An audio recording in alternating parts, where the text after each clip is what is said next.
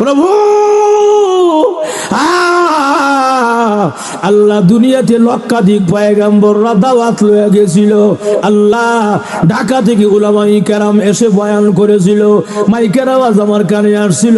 আল্লাহ শাস্ত্রে বসা ছিলাম, টিভির সামনে বসা ছিলাম, অনর্থক সময় নষ্ট করেছিলাম। কেন যাই নাই, কেন শুনি নাই?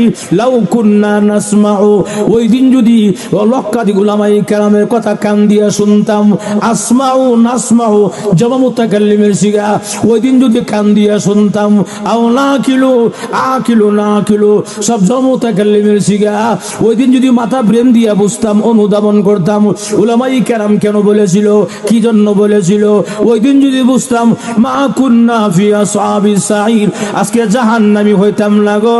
ভুল করেছি, আর জীবনে এমন ভুল হবে না গো। আল্লাহ আবার দুনিয়াতে পাঠাইয়া দাও, এমন ভুল হবে না। এমনি আল্লাহ ডাক দিবেন, রে বান্দা, এই কথাটা বোঝানোর জন্য আর দুনিয়ায় পাঠানো হবে না। এই কথাটা বোঝানোর জন্য বারবার বারবার উলামায়ে কেরাম আলোচনা করেছে।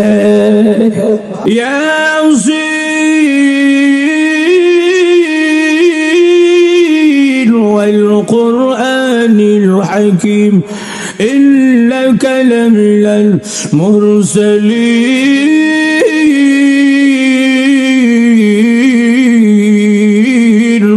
সুবহানাল্লাহ, কত সুন্দর তেলাওয়াত রে।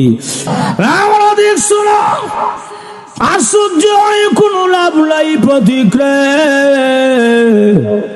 এই কবরে আমি একবার নয়, 5 বার নয়, 10 বার নয়, এই কবরে আল্লাহর কোরআনকে 500 বার খতম করেছি। আমার সাথে একটা লেনদেন করো। কিসের লেনদেন? প্রতিক্রিয়া। তোমার সুবহানাল্লাহ, আমার তেলাওয়াত শুনে যে সুবহানাল্লাহ বলেছো, তোমার সুবহানাল্লাহ আমাকে দিয়ে দাও, এর বিনিময়ে আমার 500 বার কোরআন খতম তুমি নিয়ে যাও। কেন?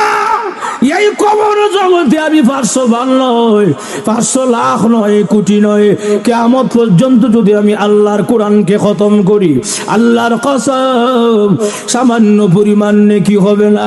অনেক আল্লাহওয়ালারা কবরে গিয়া তেলাওয়াত করে, কবরে গিয়া নামাজ পড়ে, কিন্তু সওয়াব নাই।